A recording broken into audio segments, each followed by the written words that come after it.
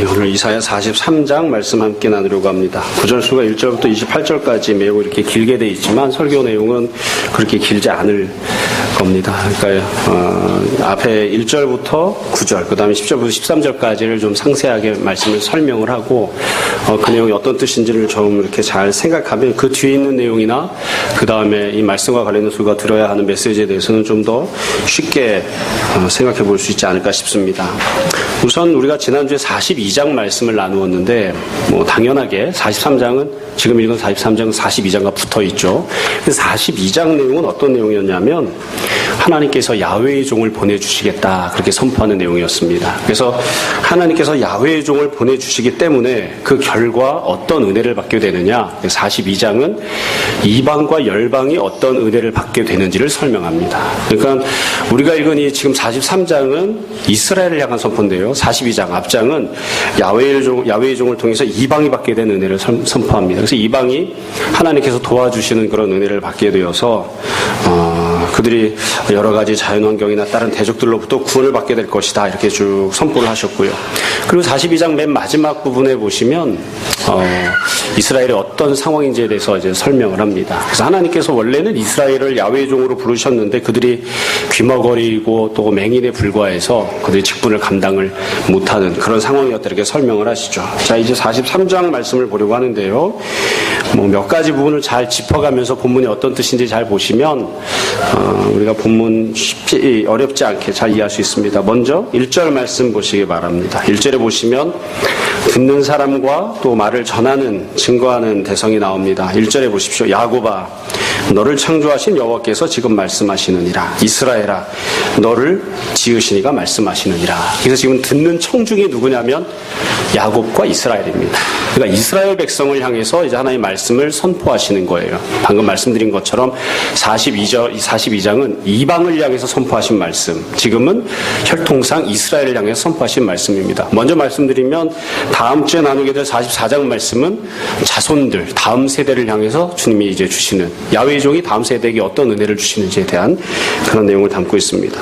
이 말씀을 선포하시는 분이 하나님이신데 하나님께서 자기 자신을 어떻게 표현하셨냐면 1절을 다시 보시면 너를 창조하신 여호와께서 지금 말씀하신다. 너를 지으시니가 말씀하시느니라. 그래서 말씀하시는 분이 하나님이신데 하나님은 이스라엘과 관련져서 설명을 하셨습니다. 42장에서는 이방을 향해서 선포하셨기 때문에 하늘을 만드시고 땅을 만드시고 모든 사람들을 창조하신 그 하나님이 말씀하신다 이렇게 설명을 했어요.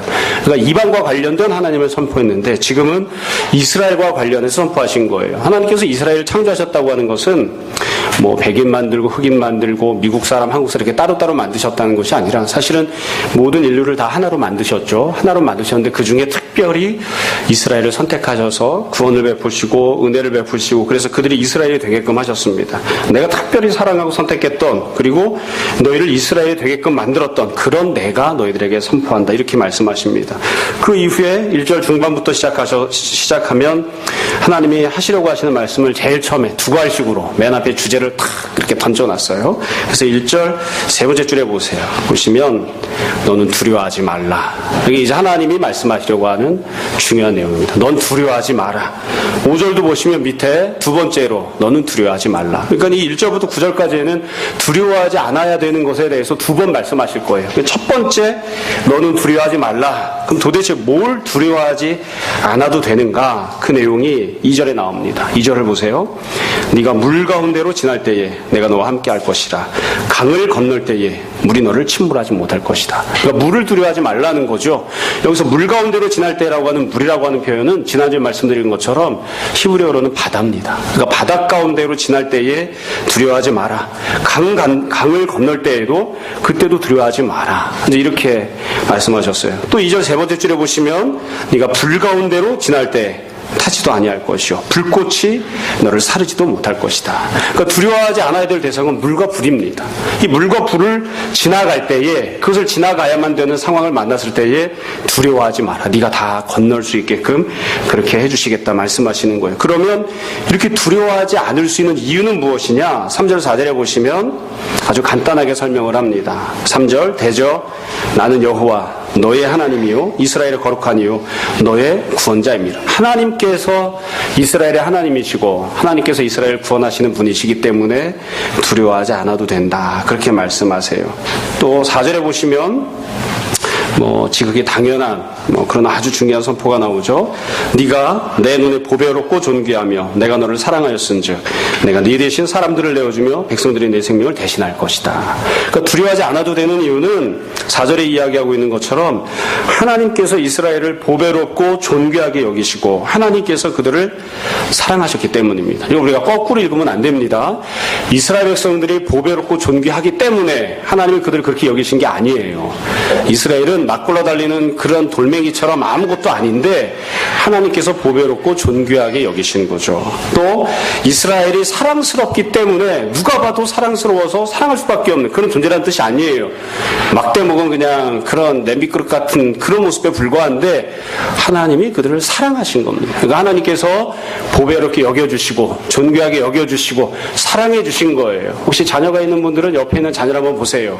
이뻐 보이죠? 미친 겁니다. 그렇죠? 예. 딴 사람이 보면 안 이쁜데 내가 보면 이쁜 거죠. 그게 사랑해 주는 거예요. 사랑해 주는 거. 그러니까 하나님께서 이스라엘을 구원하시는 이유가 무엇이냐면 그들이 보배롭거나 존귀하거나 사랑스러워서가 아니라 하나님께서 그들을 보배롭게 여겨주시고 존귀하게 여겨주시고 사랑해 주신 거예요. 사랑해 주신 거. 그래서 그것 때문에 두려워하지 않는 거죠. 그래서 이스라엘이 물을 건너야 될 때 바다를 건너야 되고 강을 건너야 되고 불 사이를 지나가고 그렇게 해야 될 때에 그냥 내버려두지 않고 하나님께서 그들을 사랑하셨기 때문에 그들을 건져주시고 지나갈 수 있게끔 그렇게 구원을 베푸신다는 거예요. 이와 같은 구원을 하나님이 베푸시겠다 이렇게 말씀하십니다. 그래서 하나님이 물, 바다, 불꽃을 건너갈 수 있는 그런 은혜와 구원을 베푸시겠다 그렇게 말씀을 하셨어요. 그렇죠? 여러분 하나님께서 베푸시는 이 구원들은 아무것도 아닌 것처럼 보여도 아주 중요한 특징들이 있습니다. 우선은 이스라엘 백성들이 자기들의 힘으로는 헤쳐나갈 수 없는 그런 상황과 환경을 하나님께서 넘어설 수 있게끔 구원해 주시겠다는 그런 뜻입니다. 동시에 잘 생각해 보시면 하나님께서 지금 말씀하신 이 구원은 이미 이스라엘이 경험한 적이 있는 구원입니다. 이게 제일 중요합니다. 이스라엘은 이미 바다를 건너가 본 적이 있습니다. 강도 건너가 본 적이 있습니다. 불꽃 사이도 지나가 본 적이 있습니다. 그러니까 이게 처음 받는 그런 은혜가 아니라 한 번 다 경험해 본 적이 있는 거예요. 여러분 우리가 잘 아는 것처럼 구약성이 기록하고 있는 가장 크고 놀라운 구원의 역사가 출애굽 사건인데 이스라엘 백성들이 출애굽을 해서 광야로 나왔죠. 광야로 나온 다음에 앞에 만났던 장애물이 있었습니다. 그게 바로 홍해입니다. 바다가 이렇게 앞을 가로막고 있었잖아요. 뒤에서는 애국 군대가 쳐들어오고요. 그때 다 아우성을 쳤죠. 하나님께서 그때 뭐라고 하셨나요? 너무너무 유명한 말씀을 하셨잖아요. 너희는 가만히 서서 내가 너희를 위하여 어떻게 구원을 베푸는지 내가 너희들에게 어떻게 역사하는지를 봐라. 두 눈을 부릅뜨고 아무것도 하지 말고 그냥 쳐다봐라. 그래서 하나님께서 홍해를 갈라서게 하셨어요. 그래서 이스라엘 백성들이 두 발로 홍해를 건너갔다고요. 광야에서 40년 생활한 다음에 가나안 땅에 들어가야 됐습니다. 어떻게 들어갔죠? 그들이 육교로 건너간 게 아니고 배 타고 건너간 게 아니고 요단강이 갈라지게끔 하나님 역사하셨어요. 그래서 강 사이로 이스라엘 백성들이 이 두 발로 땅을 딛고서 그리고서는 가나안에 들어갔다고요. 그러니까 지금 하나님께서 말씀하신 내용은 무엇이냐면 이미 너희가 한번 경험한 적이 있었던 은혜를 내가 다시 베풀어 주겠다. 그렇게 말씀하시는 겁니다. 다시 베풀어 주겠다. 뿐만 아니라 지금 우리가 말씀드렸던 홍해를 건너거나 요단강을 건너거나 불꽃 사이를 지나갔던 이 모든 은혜들은 이스라엘이 이와 같은 은혜를 경험했기 때문에 이스라엘이 되었습니다. 그러니까 이스라엘이 될 수 있게끔 하나님이 베푸셨던 그런 은혜이기도 합니다. 여러분 아브라함이 만약에 갈대아 우리에 죽치고 앉아서 살았으면 누가 그 사람을 아브라함이라고 부르겠습니까? 갈대아 우리에 살고 있었지만 하나님이 그를 부르셔서 따로 선택하셔서 끌어내셨죠. 그래서 우리가 그 사람을 아브라함이라고 부르는 거예요. 이스라엘에 만약에 애굽 땅에서 계속해서 종살이하고 있었으면 우리가 그런 이스라엘이라고 부르겠어요. 그들이 출애굽을 경험했기 때문에 하나님께서 그들에게 은혜를 베푸셨기 때문에 우리가 그들을 이스라엘이라고 부른다고요. 그러니까 지금 하나님이 약속하신 은혜는 정리해서 말씀드리면 이미 과거에 이스라엘이 한번 경험한 적이 있었던 그들이 간증할 수 있는 역사적인 기억으로 분명하게 남아있는 동시에 이스라엘이 되게끔 만들었던 그런 은혜를 하나님께서 다시 한번 베푸시겠다 그렇게 말씀하십니다. 자, 여기까지 다 이해가 되시죠? 예, 그러니까 43장이 선포하고 있는 내용은 사실은 지금 다 말씀드린 거예요. 이 내용을 계속 반복해서 내용만 바꿔와서 조금 다른 내용으로 보충하는 것 뿐이거든요. 네가 이전에 경험했었던 은혜, 그러나 그 은혜를 받았음에도 불구하고 너희가 신앙생활 다 팽개치고 세상으로 가고 직분 다 내려놨던 그와 같은 은혜를 내가 너희들에게 다시 한번 베풀어 주마.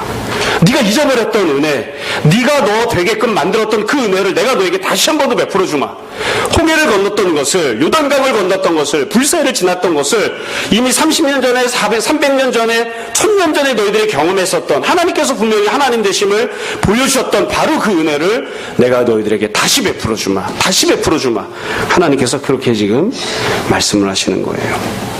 여러분 5절부터 보시면 다시 두 번째 두려워하지 말라는 선포가 나옵니다. 이 내용도 똑같습니다. 5절을 보세요. 두려워하지 말라. 그럼 뭘 두려워하지 않아도 되느냐? 내가 너와 함께하여 네 자손을 동쪽에서부터 오게 하며 서쪽에서는 너를 모을 것이며 북쪽에서는 내놓으라. 남쪽에서는 이러기를 가두어두지 말라. 그래서 6절 두 번째 줄에 보시면 내 아들들을 먼 곳에서 이끌며 내 딸들을 땅끝에서 오게 하며 7절 내 이름으로 불려지는 모든 자 내가 내 영광을 위하여 창조한 자 이들을 오게 하라. 그를 내가 지었고 그를 내가 만들었느니라. 그러니까 하나님께서 지금 어떤 은혜를 베푸시겠다고 하시냐면 동서남북 사방천지로 이스라엘 백성들이 다 흩어져 있어요. 다 쫓겨나가 있어요. 왜 이와 같이 쫓겨져 나가고 이렇게 다 흩어져서 지내느냐? 죄를 많이 져서 그 죄 때문에 심판을 받아서 그래요. 죄를 많이 지고 심판을 받아서 나라도 사라지고 이스라엘 백성들은 노예 신분으로 전락을 했습니다. 동서남북 사방으로 흩어져서 쫓겨난 신세가 되었어요. 근데 하나님께서 그 모든 것들, 지금 너희가 당하고 살고 있는 모든 현실들을 두려워하지 마라. 지금 갈대아 사람들이, 바벨론 사람들이 너희를 통치하고 지배하고 있지만, 억압하고 착취하고 있지만 내가 너희들을 갈대아 사람들로부터, 바벨론 사람들로부터 건져내서 구원해 줄 거다. 그러니까 하나님이 두려워하지 말라고 하시는 대상은 현재 이스라엘을 다스리고 있는 자들이에요. 이걸 조금 더 확장해서 설명해서 이야기하면 지금 말씀드린 것처럼 이스라엘이 죄를 졌기 때문에 현재 당할 수밖에 없는 상황과 현실들, 그것들 두려워하지 마라. 내가 이제 거기서부터 내가 너를 건져내 줄게. 하나님께서 그렇게 말씀하십니다. 심지어 이 말씀하실 때에는 이스라엘 향해서 내 아들들, 내 딸들 이렇게까지 말씀하셨어요. 늘 말씀드리지만 구약성경에서는 하나님께서 이스라엘 백성들을 하나님의 백성 그렇게 표현합니다. 아들, 딸이라고 잘 표현하지 않습니다. 하나님 왕이시고 왕과 맞대응하는 표현은 뭐예요? 백성이라고요. 하나님의 창조주이시고 창조주와 맞대응하는 표현은 뭐예요? 피조물이죠. 그러니까 하나님은 왕이시고 이스라엘은 백성이고 하나님은 창조주이시고 이스라엘은 피조물에 불과한데 하나님께서 그렇게 안 부르세요. 내가 아버지가 되고 내가 너를 아들로 딸로 그렇게 만들어주마. 너희가 지금 죄를 많이 져서 그 죄값으로 형벌을 받고 심판을 받아서 지금 착취당하고 통치당하고 있지만 그 상황에서 내가 너희를 건져내주마. 그러므로 지금 너희가 당하고 있는 죄와 형벌을 두려워하지 마라. 내가 너를 건져내줄 것이다. 그렇게 말씀하십니다. 이것도 마찬가지예요. 앞에 있었던 하나님이 구원하시겠다고 하셨던 내용과 똑같은 특징을 갖습니다. 이건 이스라엘은 자기 힘으로 벗어날 수 없는 현실입니다. 이스라엘은 자기 힘으로 바벨론에서 나올 수가 없어요. 뿐만 아니라 이 은혜는 이미 이전에 경험했던 은혜이기도 합니다. 여러분 앞에서 우리가 이야기한 것처럼 이스라엘은 이미 출애굽을 경험한 적이 있습니다. 애굽에서 노예 생활하고 있을 때 그 당시 전 세계에서 가장 큰 힘을 갖고 있었던 바로와 애굽을 하나님께서 눌러주시고 이스라엘 백성들을 다 건져내 주셨죠. 지금 똑같이 말씀하시는 거예요. 지금 너희가 보면 도저히 그 소나기에서 벗어날 수 없는 현재 세계에서 가장 큰 힘을 갖고 있는 바벨론과 갈대아의 소나기에 너희가 잡혀있지만 내가 거기서 너를 건져내 줄게. 다르게 말씀드립니다. 너희가 이미 경험한 적이 있었던 그리고 그 경험했던 은혜로 너희를 이스라엘이 되게 만들었던 그 은혜를 내가 너에게 다시 한 번 더 베풀어 주마. 다시 한 번 더 베풀어 주마. 그렇게 하나님께서 지금 약속해 주시는 거예요. 그럼 이 은혜를 어떻게 해서 받을 수 있느냐? 그럼 8절에 보시면 눈이 있어도 보지 못하고 귀가 있어도 듣지 못하는 백성을 이끌어내라. 이건 이스라엘일 수도 있고요. 이방일 수도 있어요. 9절을 보세요. 열방은 모였으면 민족들이 회집하였는데 열방과 민족들이 다 모였죠. 두 번째 줄입니다. 그들 중에 누가 이를 알려주며 이전 일들을 우리에게 들려주겠느냐. 이 열방과 이방 사람들은 아무도 이 일에 대해서 몰라요. 하나님께서 이스라엘을 갈대아에서 건져내 주실 것을 몰라요. 왜냐하면 경험한 적이 없으니까. 또 그들이 건져내 주는 것이 아니니까. 그러니까 하나님만이 행하시는, 하나님만이 알고 계시는 그런 은혜를 베풀어 주시겠다. 그렇게 말씀하시는 겁니다. 여러분 어려운 내용이 아닙니다. 제가 정리해서 다시 한번 말씀드릴게요. 하나님께서 지금 이 이사야 43장을 통해서는 다른 대상이 아니라 이스라엘 백성들에게 은혜를 베푸시겠다고 약속을 하십니다. 42장에서는 열방을 향해서 은혜를 베푸시겠다고 하셨는데 지금 43장에서는 이스라엘에게 은혜를 베푸시겠다고 하세요. 야훼의 종을 주시고 야훼의 종을 주신 것을 통해서 첫 번째로 이방의 은혜를 받고 두 번째로 지금 이스라엘이 은혜를 받는 거예요. 그럼 이스라엘은 도대체 어떤 은혜를 받느냐? 바다도 건너고 강도 건너고 지금 너희를 통치하고 있는 갈대와 바벨론부터 너희들이 풀려나가 자유함을 얻게 될 것이다. 이전에 너희가 이미 경험한 적이 있었던, 그래서 이스라엘이 되었던 바로 그 동일한 은혜를 내가 너희들에게 다시 한 번 더 베풀어 주마. 다시 한 번 더 내가 너희들을 이스라엘이 되게끔 만들어 주마. 그렇게 지금 하나님이 약속하시는 겁니다. 그러니까 이게 낯설거나 어려운 내용이 아니에요. 자, 그럼 그 다음으로 넘어가겠습니다. 여러분 10절부터입니다. 그러면 이와 같이 하나님께서 구원을 베푸시고 이런 은혜를 허락하시는, 이런 은혜를 행하시는 이유와 목적이 무엇인가? 그 결과가 무엇이냐? 하나님께서 은혜를 베푸시는 목적이 나옵니다. 결과적인 상황들이 나옵니다. 10절을 보세요. 나 여호와가 말하노라.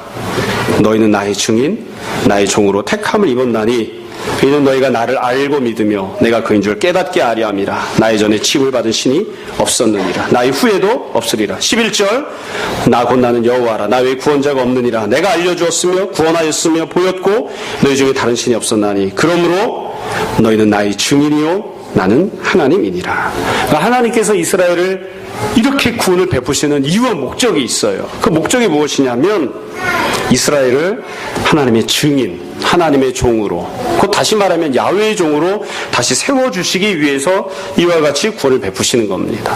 하나님께서 이스라엘에게 왜 구원을 주시느냐? 그들에게 직분을 주시기 위해서, 야훼의 종으로 만들어 주시기 위해서 이와 같이 구원을 베풀어 주시는 거예요. 여러분, 그러면 우리가 42장부터 읽었던 내용을 다시 한번 생각을 해봅시다. 이게 어려운 내용이 아니에요. 우리가 이사야나 구약 말씀은 생소하기 때문에 읽으면서 그냥 까만 건 글자, 하얀 건 종이 이렇게 생각하고 쭉 읽어나가거나 앞에 나왔던 내용을 그냥 간과하거나 잊어버리고 지나가서 그런데 어려운 내용이 아니에요. 42장 앞장된 마지막 단락에 뭐라고 했냐면 이스라엘은 원래부터 야훼의 종이었어요. 하나님께서 야훼의 종이 되라고 세우신 거예요. 그 야훼의 종이 되라고 세우시기 위해서 출애굽도 시키시고 홍해도 건너게 하시고 요단강도 건너게 하시고 불사이도 지나가게 하시고 구원을 경험하게 하셨다고요. 그래서 그들을 야훼의 종으로 세우셨습니다. 그럼 이스라엘이 그 직분을 감당했느냐? 단 한 가지도 감당하지 않았습니다. 하나님께서 그들에게 구원을 주셨던 원래 목적이 있었는데 그 목적대로는 한 가지도 살지 않았어요. 그래서 그들이 결국 어떻게 됐냐면 심판받고 노예가 돼서 다 뿔뿔이 흩어졌다고요. 다 뿔뿔이 흩어져 버렸습니다. 그 상황에서 하나님이 지금 다시 말씀하시는 거예요.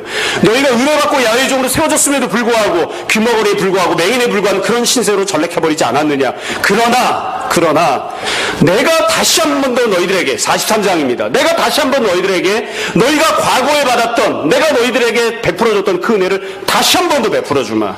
다시 한 번 더 출애굽의 은혜를, 다시 한 번 더 홍해를 건너는 은혜를, 다시 한 번 더 요단강을 건너는 은혜를, 다시 한 번 더 야훼의 직분을, 야훼의 종이 되는 직분을 내가 너희들에게 쏟아부어 줄 거야. 내가 너희들에게 은혜를 베푸는 이유는 너희가 잃어버렸던, 너희들이 다 갖다 버려버렸던, 너희가 세상을 사랑하고 세상과 짝하며 지냈기 때문에 다 상실해버렸던 그 직분을 다시 한 번 더 회복하라고, 그 직분을 다시 찾는 자가 되라고. 그래서 여지껏 살던 것과는 다른 모습으로, 다른 지향점, 다른 목표를 갖고 사는 자들이 되라고 내가 너희들에게 은혜를 베풀어 주는 거야. 지금 하나님이 그렇게 말씀하세요. 그러니까 잃어버렸던 직분을 찾으라는 거예요. 원래 야훼의 종이었는데 야훼의 종이 걸맞지 않게 포로가 되어서 끌려가 버렸는데 거기서 내가 다시 구원해 줄 테니까 다시 한 번 더 야훼의 종이 되라고 하시는 거예요. 다시 한 번 더 야훼의 종이 되라. 다시 한 번 더 직분을 맡은 자가 되라. 하나님께서 그 목적으로 하시는 거죠. 여러분, 결국 그래서 하나님께서 지금 이사야 43장에서 이스라엘에게 약속하시는 회복은 이스라엘이 다시 이스라엘이 되는 것입니다. 이유가 무엇이 되었던, 과정이 무엇이 되었던, 여하튼 현재는 그렇지가 않아요. 현재는 귀머거리고 맹인이고 포로로 살고 있어요. 세상만 좋아하고 돈만 사랑하는 그런 사람에 불과해요. 그런데 하나님께서 다시 은혜를 베푸시겠다고 하세요. 다시 돌아가라고. 내가 원하는 그 모습으로, 내가 원래 너를 불렀을 때는 그 목적이 아니었으니까, 내가 원래 너를 불렀던 그 목적에 부합하는 사람이 되라고 하나님께서 은혜를 베푸시겠다고 하십니다. 이 부분에서 우리가 꼭 생각해야 될 점이 한 가지 있습니다. 이 우리나라 사람이 갖고 있는 잘못된 특징 때문에 우리가 늘 생각해야 되는 점인데요. 이거는 충성과 헌신과 열심과 헌금으로 되는 게 아닙니다. 내가 직분을 잃어버렸잖아요. 세상을 사랑하고 살았잖아요. 그래서 내가 야훼의 종답지 못하게 살았잖아요. 그럼 어떻게 해야 회복될까요? 어떻게 회복될까요? 밀렸던 11조를 다 하면 됩니까? 헌신하고 충성하고 교회 나서 열심히 청소하면 됩니까? 물론 그런 것도 해야 되겠죠. 근데 본질은 그게 아닌 거예요. 잃어버렸던 직분을 다시 회복하려면 어떻게 해야 되느냐? 은혜를 받아야 되는 겁니다. 하나님께서 베푸시는 은혜를 받아야 되는 거예요. 하나님께서 베푸셨던 과거에 이미 내가 경험했었던 그 은혜를 다시 받는 자가 되는 거예요. 다시 받는 자. 그러니까 하나님께 우리가 간절함으로 기도해야 되죠.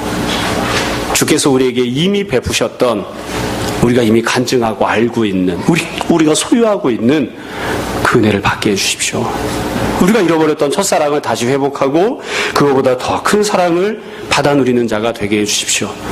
내가 여지껏 살아오면서 이것저것 분주하고 바쁘고 열심히 성실하게 살았는데 그런 것들 말고 그런 것들이 나를 나되게 하는 것이 아니므로 주님께서 나에게 베푸신 은혜를 내가 다시 한번 소망하게 하시고 우리가 시선을 주님께 고정하고 주님께서 무엇을 주실지를 우리가 열망하는 마음을 가지고 주께서 베푸시는 것들을 잘 받아서 간직하고 누리는, 그리고 그것을 다시 나누어주는 직분자들 다 되게 해주십시오. 우리가 그런 마음을 가져야 되는 거예요. 결국 보면 구약 성경도 그렇고요, 신약 성경도 그렇고요, 마찬가지예요. 우리는 실패하는 자, 팔아먹는 자, 깎아먹는 자, 세상으로 가는 자들이고 하나님께서 은혜를 베푸시고 구원시켜 주시고 회복시켜 주시는 그런 일들을 감당해 주시죠. 결국 자기 자신에게 소망을 두는 사람들은 결국에는 다 소망을 잃어버리기 마련입니다. 하나님께 소망을 두는 사람들이 이전의 모습들을 회복하고 자기가 살아야 하는 삶의 모습으로 돌아갈 수 있는 그런 모습이 되는 것이죠.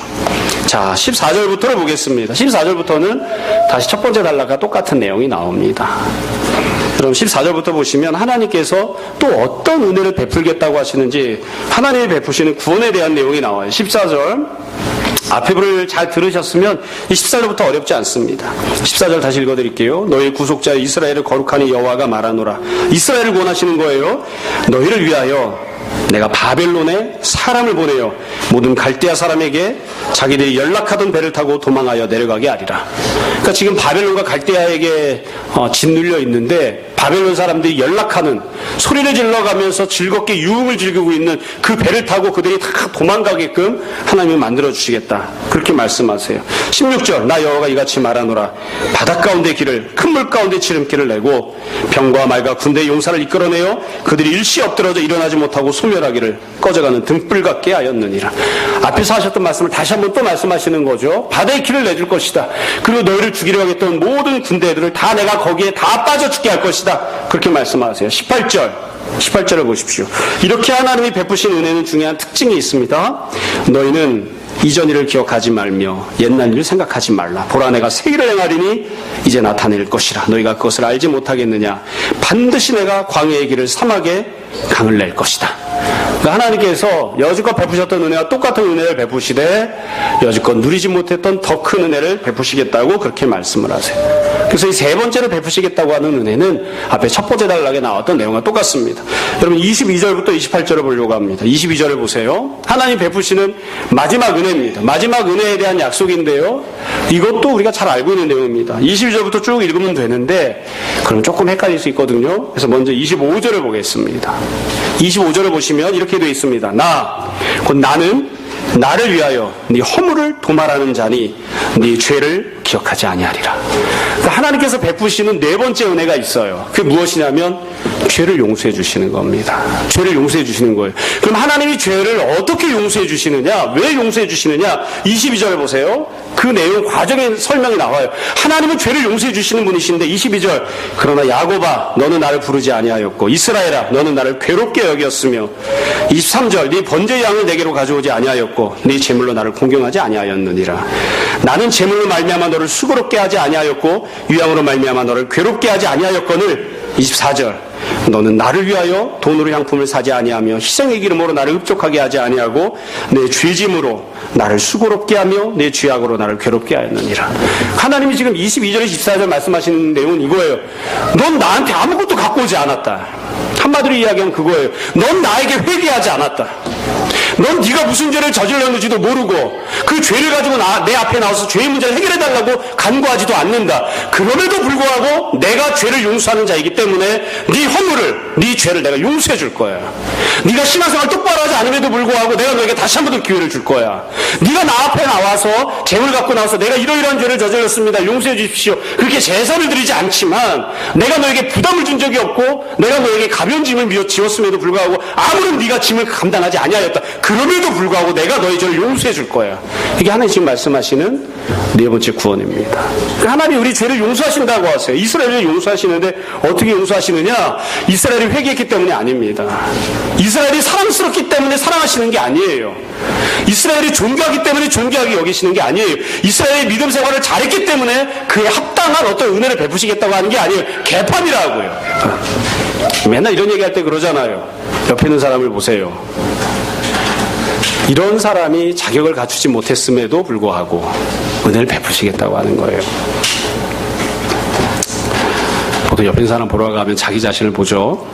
다 닮은 사람들끼리 앉아 있습니다. 하나님께서 어떤 은혜를 베푸시겠다고 하셨는지를 한번 쭉 생각을 해보세요. 이스라엘 백성들에게 하나님이 이러이러한 은혜를 베푸시겠다고 하십니다. 바다를 건너게 하시고 불꽃 사이를 지나가게 하시고 수많은 압제자들로부터 건져내 주시고 그리고 죄도 용서해 주겠다. 왜요? 내가 너의 하나님이니까. 내가 너를 사랑하니까. 하나님께서 왜 이와 같은 일들을, 왜 이런 구원을 허락하시는 것입니까? 너희를 야훼의 종으로 삼기 위하여. 너희들이 가치 없다고 생각하고 다 내팽개쳐버렸던 직분을 내가 너희들에게 다시 한 번 더 주기 위하여 내가 이런 은혜를 너희들에게 베풀고자 한다. 이게 하나님께서 말씀하신 내용입니다. 여러분, 이게 이스라엘 백성들에게 주시는 선포이기 때문에 결국 이미 은혜를 받았고 직분을 받았음에도 불구하고 세상으로 가버린 사람들에게 이 말씀이 적용되는 거죠. 이방인들에게는 이게 적용되지 않습니다.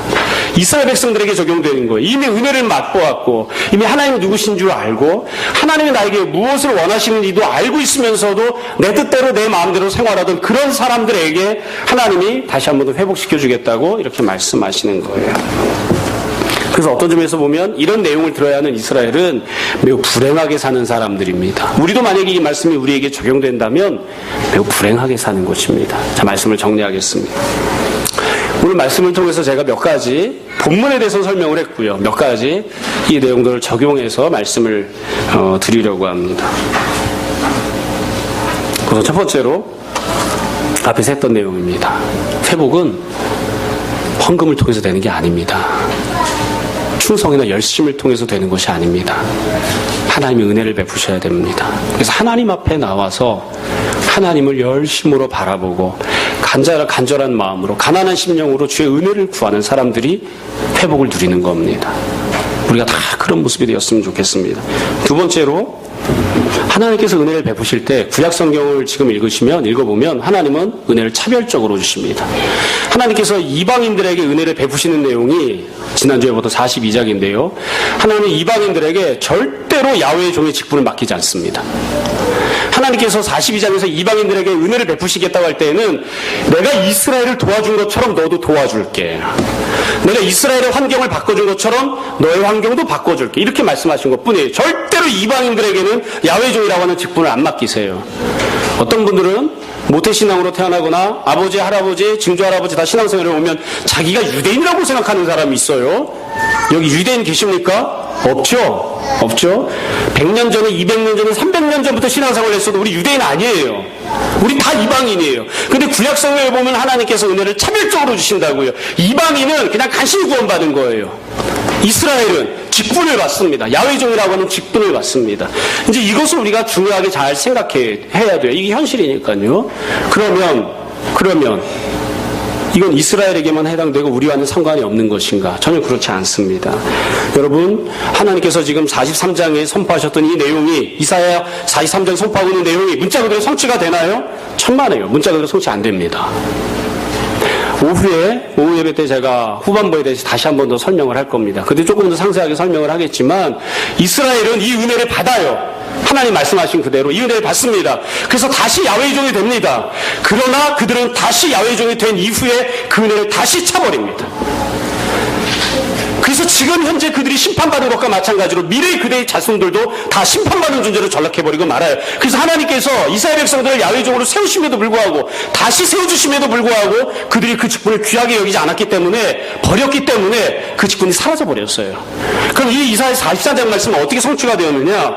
예수 그리스도를 통해서 성취가 되거든요. 하나님께서 예수 그리스도라고 하는 야훼의 종을 예언하셨던 야훼의 종을 우리에게 보내주십니다. 하나뿐인 독생자를 메시아로 예수 그리스도를 우리에게 보내주시죠. 그럼 예수 그리스도께서는 어떤 은혜를 주시느냐? 43장 말씀을 성취시켜 주실 뿐만 아니라 43장에서 예언했던 것보다 더 크고 놀라운 은혜를 우리들에게 베풀어 주십니다. 하나님께서 야훼의 종을 다시 세우시죠. 근데 예수님께서 이 땅에 오십니다. 이 땅에 오셔서 어떻게 구원하셨느냐? 물을 건너서 바다를 건너서 대적자들의 손에서부터 그렇게 백성들을 이끌어내셔서 구원하신 것뿐만 아니라 우리들을 죄와 사망과 지옥의 심판으로부터 건져내 주셔서 사탄과 마귀의 권세로부터 건져내 주셔서 우리를 하나님의 자녀로 삼아 주셨어요. 단순히 바다를 건너는 게 아니에요. 지옥 불구덩이를 건져 올라오시는 거죠. 건너오게 하시는 거죠. 하나님께서 한 번도 이력서상 건져온 적이 없었던, 건너본 적이 없었던, 이겨먹어본 적이 없었던 모든 죄와 사망의 권세를 다 건너오게 하시는 거예요. 그래서 우리를 하나님의 자녀를 삼아주셨어요. 그리고 우리들에게 하나님께서 이스라엘 백성들이 갖고 있었던 야훼의 종보다 더 큰, 더 놀라운 직분을 맡겨주십니다. 그게 바로 주님께서 승천하시면서 제자들에게 맡겨주셨던 제자 삼는 제자가 되는 직분입니다. 그러니까 이 땅에는 더 이상 혈통상 이스라엘 백성들이 갖고 있는 야훼의 종이라고 하는 직분은 없어요. 그 약속은 성취가 되지 않았어요. 이스라엘 백성들이 다 팽개쳐버렸기 때문에. 대신 하나님께서 예수 그리스도를 이 땅에 보내주심으로 주님께서 우리에게 맡겨주신 이사야 43장에 약속하고 있는 야훼의 종보다 더 놀랍고 더 완벽하고 더 아름다운 새로운 직분이 있는 거예요. 그게 바로 제자입니다. 그게 바로 제자가 되는 것입니다. 그래서 주님께서 우리에게 말씀하시고 부탁을 하시잖아요. 명령을 하시잖아요. 가서 제자 삼으라. 제자 삼는 자가 되라. 하늘과 땅의 모든 권세를 내가 너희들에게 줄 것이다. 가서 제자 삼는 자가 되라. 그게 바로 야훼의 종이 사실은 온전하게 성취가 되는 그런 모습입니다. 그렇기 때문에 우리가 이 말씀을 오늘 우리 현실에도 그대로 적용할 수 있습니다. 우리는 이스라엘이 아니지만 이것보다 더 큰 은혜를 받았으므로 여러분 신앙생활하는 성도들이 다 은혜를 받았습니다. 구원을 받았습니다. 하나님의 자녀가 되었습니다. 왜 하나님께서 우리를 하나님의 자녀로 삼아주신 것이죠? 왜 출애굽의 역사와 비슷한 모습으로 그보다 더 큰 죄와 사망으로부터 우리를 건져내시고 하나님의 자녀가 되게 하신 것이죠? 야훼의 종이 되라고, 직분을 감당하는 자가 되라고 그렇게 부르신 거예요. 제자가 되라고 그렇게 불러주신 거예요. 구원하실 뿐만 아니라 직분을 주신 것이죠. 그럼 성도는 어떻게 살아야 됩니까? 어떻게 살아야 되나요? 직분을 감당하며 살아야 됩니다. 근데 성도들이, 우리들이 그렇게 사나요? 못 사는 때가 많죠? 어떤 데 보면 이게 성도인지 제자인지 세상 사는 사람인지 도대체 구별이 안 되는, 그렇죠? 지금 개떡 같은 인생이라고 하려고 했는데 예전에 설교 시간에 개떡 같다고 했더니 애들이 노트 필기에다 개떡 무슨 뜻인지 모르겠음 이렇게 해서 좀 좋은 표현이 없을까요? 우리가 다 직분을 받았는데도 불구하고 그 직분이 귀한 줄 모르는 거예요. 우리가 존귀하지도 않고 보배롭지도 않고 우리가 사랑스럽지 않은데 하나님께서 하나뿐인 독생자를 주시고 혈통상 이스라엘이 이사야 43장에서 예언받았던 그거보다 더 큰 은혜를 베풀어 주셨는데 우리가 그것을 귀히 여기지 않은 거예요. 그거 다 팽개쳐 버렸다고요. 그까짓 게 뭐가 중요해? 제자로 사는 게 뭐가 중요해? 돈 벌어야지. 할부금 넣어야지. 그래서 그냥 세상을 사랑하는 모습으로 예수님 다 팽개치고 살고 있다고요. 그때 하나님이 다시 말씀하십니다. 너 안 되겠다. 폐기 처분해버리자. 니 가지고 구원해줘봤자 암짝에도 쓸데없으니까 폐기 처분해버리고 새로운 녀석들 갖다 쓰자. 그럼 그렇게 안 하시고 네가 받았던 은혜를 내가 다시 한 번 더 베풀어주마. 내가 하나님이고 네가 나의 제자가 되었던 그 일들을 내가 너에게 다시 한 번 더 베풀어주마. 네가 기억하고 있던 그 은혜를 내가 다시 한 번 더 베풀어주마. 그리고 내가 너를 버리지 않고 내가 너를 끝까지 사랑하고 내가 너를 다시 한 번 더 나의 제자로 나의 직분자로 세우고 내가 너를 보내기를 원한다. 하나님께서 그렇게 말씀하십니다. 여러분 신앙생활하면서 신앙생활이 그냥 꾸준하게 잘 진행이 되거나 아니면 무슨 진화론자들이 이야기하는 것처럼 자꾸 진화해서 성장만 하면 얼마나 좋겠습니까? 근데 인생을 살면서 그런 신앙생활하는 사람은 단 한 분도 안 계십니다. 신앙생활하다가 열심을 내다 어느 순간에 그렇게 가라앉아가지고서는 난 죽어야 될 것 같아. 그런 경우들이 있죠. 후퇴했다가 그럼 주님께서 다시 은혜를 주시고 다시 은혜를 주시고 또 은혜를 주시고 어떻게든 다시 세워주시고 그래서 조금씩 더 나아지는 모습이 되게끔 이미 받았던 직분을 감당하는 자리로 다시 나아가게 하시고 다시 나아가게 하시는 그런 모습이 된다. 우리가 다 그런 은혜를 사모했으면 좋겠습니다. 가정도 그렇고요, 개인도 그렇고요, 교회도 마찬가지입니다. 주님 주께서 우리에게 맡겨주신 직분들이 있는데 우리가 이런저런 이유들 때문에 팽개치고 살았습니다. 다시 은혜를 베풀어 주십시오. 우리들을 직분자로 다시 세워주십시오. 그래서 우리를 통해서 주님이 하시기 원하시는 교회를 세우고 세상에서 빛과 소금의 역할을 잘 감당하고 우리 선하고 착한 행실로 세상 사람들이 주님께 영광 돌리게 하는 그런 제자 삼는 제자들이 다 되게 해주십시오. 우리가 그런 마음 품고 살았으면 좋겠습니다. 모쪼록 힘들고 어려울 때 너무 세상만 사랑하고 세상만 붙들고 살다가 직분을 다 팽개쳤을 때 다시 한번 이 이사야 43장 말씀을 기억하시고 주님이 우리에게 여전히 은혜 베풀고 여전히 우리를 구원하길 원하신다는 것을 기억하고 주님 앞에 나오는 그리고 다시 한번 직분자로 세움받는 여러분들 다 되시기를 주님의 이름으로 축원합니다. 시간 잠시 기도하겠습니다. 오늘 말씀을 정돈해 보십시오. 그리고 이 시간 함께 우리 회개와 결단의 기도합시다. 함께 기도하겠습니다.